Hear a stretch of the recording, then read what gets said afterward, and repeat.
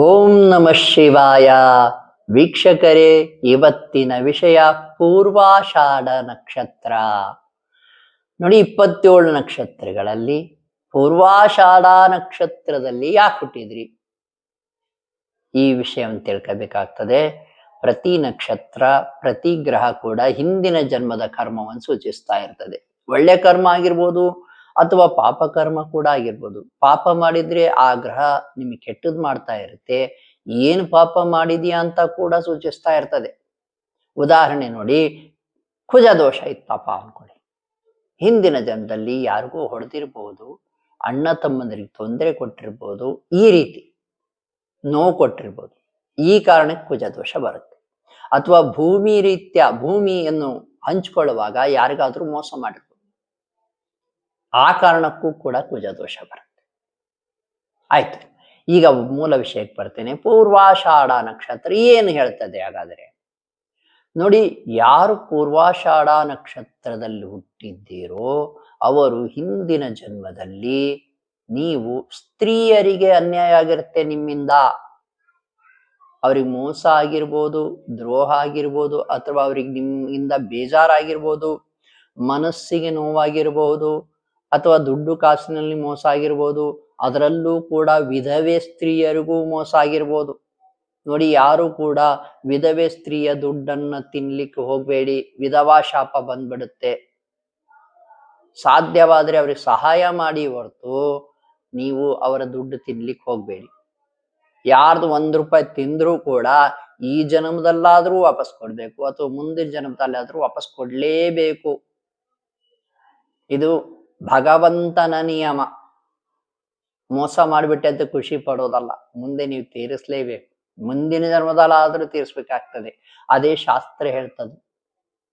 ಶಾಸ್ತ್ರ ಆಳವಾದ ಅಧ್ಯಯನ ಮಾಡಿದಾಗ ಈ ಎಲ್ಲಾ ವಿಷಯಗಳು ತಿಳಿಸ್ತವೆ.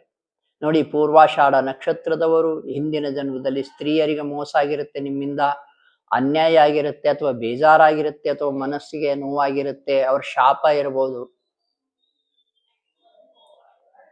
ಆದ್ದರಿಂದ ನೀವು ಪೂರ್ವಾಷಾಢ ನಕ್ಷತ್ರದಲ್ಲಿ ಹುಟ್ಟಿರ್ತೀರಾ. ನೋಡಿ, ಪೂರ್ವಾಷಾಢ ನಕ್ಷತ್ರ ತುಂಬಾ ಒಳ್ಳೆ ನಕ್ಷತ್ರ, ಶುಕ್ರನ ನಕ್ಷತ್ರ ಆಗಿರುತ್ತೆ. ಎಲ್ಲರಿಗೂ ಹೊಂದಿಕೊಂಡು ಹೋಗೋ ನಕ್ಷತ್ರ. ಒಂದು ಮನೆಯಲ್ಲಿ ಪೂರ್ವಾಷಾಢ ನಕ್ಷತ್ರದಲ್ಲಿ ಯಾರಾದ್ರೂ ಇದ್ರೆ ಅವ್ರು ನೋಡಿ ಎಲ್ಲರಿಗೂ ಅಡ್ಜಸ್ಟ್ ಆಗಿರ್ತಾರೆ. ಅವ್ರು ನಕ್ನಕ್ಕಂತ ಇರ್ತಾರೆ. ಕೆಲಸ ಕಾರ್ಯಗಳನ್ನ ತಾವೇ ಮಾಡ್ಬಿಡ್ತಾರೆ ಮುಂದೆ ನಿಂತ್ಕೊಂಡು. ಅಥವಾ ಒಂದು ಫಂಕ್ಷನ್ ಇದೆಯಪ್ಪ, ಪೂರ್ವಾಷಾಢ ನಕ್ಷತ್ರದವರು ಮುಂದೆ ನಿಂತ್ಕೊಂಡು ಕೆಲಸ ಮಾಡ್ಬಿಡ್ತಾರೆ. ಯಾರು ಅವ್ರಿಗೆ ಹೇಳೋದೇ ಬೇಡ ಕೆಲಸ ಮಾಡಿ ಅದು ಇದು ಅಂತ. ಅಷ್ಟೇ ಅಲ್ಲ, ಅವ್ರಿಗೆ ಆಕರ್ಷಣೆ ತುಂಬಾ ಹೆಚ್ಚಿರುತ್ತೆ, ಮುಖದಲ್ಲಿ ನಗು ಇರುತ್ತೆ, ಸ್ವಲ್ಪ ಶಾಂತ ಸ್ವಭಾವದರಾಗಿರ್ತಾರೆ. ಸಾಮಾನ್ಯವಾಗಿ 90% ಜನ ನಕ್ಕಂತ ಇರ್ತಾರೆ, ಎಲ್ಲರನ್ನು ಚೆನ್ನಾಗಿ ಮಾತಾಡಿಸ್ತಾ ಇರ್ತಾರೆ. ಇದು ಪೂರ್ವಾಷಾಢ ನಕ್ಷತ್ರದ ವಿಶೇಷ. ಇದು ಧನುರ್ ರಾಶಿಯಲ್ಲಿ ಬರ್ತದೆ ಪೂರ್ವಾಷಾಢ ನಕ್ಷತ್ರ. ಮತ್ತೆ ಹಾಗಾದ್ರೆ ಪರಿಹಾರ ಏನು? ನಕ್ಷತ್ರ ಏನು ದೋಷ ಏನಾದ್ರೂ ಇದ್ರೆ ನೋಡಿ, ಪೂರ್ವಾಷಾಢ ನಕ್ಷತ್ರದವರು ಈ ಜನ್ಮದಲ್ಲಿ ಸ್ತ್ರೀಯರಿಗೆ ಸಹಾಯ ಮಾಡಿ. ಹೆಣ್ಣು ಮಕ್ಕಳಿಗೆ, ಸಣ್ಣವರಾಗಿರ್ಬೋದು, ದೊಡ್ಡವರಾಗಿರ್ಬೋದು, ಅಥವಾ ವಯಸ್ಸಾದವರು ಆಗಿರ್ಬೋದು, ಅವರಿಗೆ ಸಹಾಯ ಮಾಡಿ. ಅವ್ರಿಗೆ ಮನಸ್ಸು ಖುಷಿ ಆಗ್ಬೇಕು, ಆ ರೀತಿ ನೋಡ್ಕೊಳ್ಳಿ. ಅವ್ರ ಸೇವೆ ಮಾಡಿ. ಅವ್ರಿಗೆ ಏನಾದ್ರೂ ನೆರವು ಬೇಕಾದ್ರೆ ನಿಮ್ಮ ಬೆಂಬಲ ಇರಲಿ. ಯಾವುದೇ ಕಾರಣಕ್ಕೂ ಮೋಸ ಮಾಡ್ಲಿಕ್ಕೆ ಹೋಗ್ಬೇಡಿ. ಯಾವುದೇ ಕಾರಣಕ್ಕೂ ಅವ್ರ ಮನಸ್ಸಿಗೆ ನೋಯಿಸೋಕೆ ಹೋಗ್ಬೇಡಿ. ನೋಡಿ, ಒಬ್ರಿಗೆ ಬೈದ್ರು ಕೂಡ ಅವ್ರ ಮನಸ್ಸಿಗೆ ನೋವಾಗುತ್ತಲ್ಲ, ಯಾಕೆ ಆ ಪಾಪ ಕಟ್ಕೋಬೇಕು? ಯಾಕೆ ಕಟ್ಕೋಬೇಕು ಹೇಳಿ?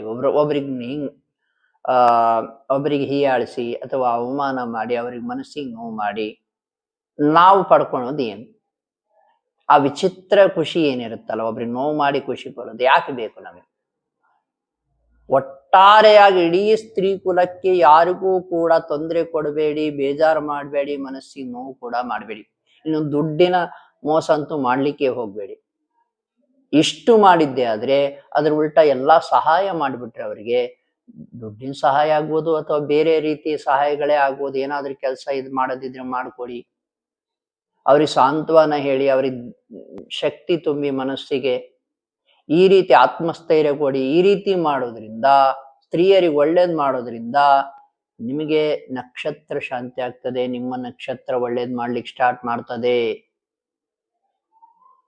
ನೋಡಿ, ಸಣ್ಣ ವಿಷಯ ಅಂತ ಪರಿಗಣಿಸ್ಬೇಡಿ, ಉದಾಸೀನ ಮಾಡಬೇಡಿ. ನಿಮ್ಮ ನಕ್ಷತ್ರ ನಿಮ್ಗೆ ಒಳ್ಳೇದ್ ಮಾಡ್ಲಿಕ್ಕೆ ಸ್ಟಾರ್ಟ್ ಮಾಡ್ಬಿಟ್ರೆ ತುಂಬಾ ದೊಡ್ಡ ಸಕ್ಸಸ್ ಬರ್ತದೆ. ವೀಕ್ಷಕರೇ, ನಮ್ಮ ಜ್ಯೋತಿಷ್ಯ ಜೈಹೋ ಯೂಟ್ಯೂಬ್ ಚಾನಲ್ ಇರೋದೇ ನಿಮ್ಮ ತೊಂದರೆ ಪರಿಹಾರ ಮಾಡ್ಲಿಕ್ಕೆ. ಜಾತಕ ರೀತ್ಯ ಆಗಿರ್ಬೋದು, ಕುಂಡಲಿಲಿ ಏನಾದ್ರೂ ದೋಷ ಇದ್ರೆ ತಿಳಿಸ್ತದೆ, ಅಥವಾ ನಿಮ್ದು ಏನ್ ಕರ್ಮ ಇದೆ, ಮೂಲ ಕರ್ಮ ನೋಡಿ, ನಿಮ್ಗೆ ಯಾಕೆ ತೊಂದರೆಯಲ್ಲಿದ್ದೀರಾ ಅದನ್ನ ತಿಳಿಸ್ತೇವೆ, ಅದಕ್ಕೆ ಪರಿಹಾರ ಕೂಡ ತಿಳಿಸ್ತೇವೆ. ಮಾಟ ಮಂತ್ರ ವಾಮಾಚಾರ ಭಾನಾಮತಿ ಪ್ರಯೋಗ ಏನೇ ಆಗಿರ್ಲಿ ಅದಕ್ಕೂ ಕೂಡ ಪರಿಹಾರವನ್ನು ನಾವು ತಿಳಿಸ್ತೇವೆ. ಮಂತ್ರ ಮುಖೇನ ಹೇಗೆ ಶಕ್ತಿ ಪಡ್ಕೋಬಹುದು ಅಂತ ಕೂಡ ತಿಳಿಸ್ತೇವೆ. ನಮಗೆ ಕರೆ ಮಾಡಿ. ಶುಭವಾಗಲಿ.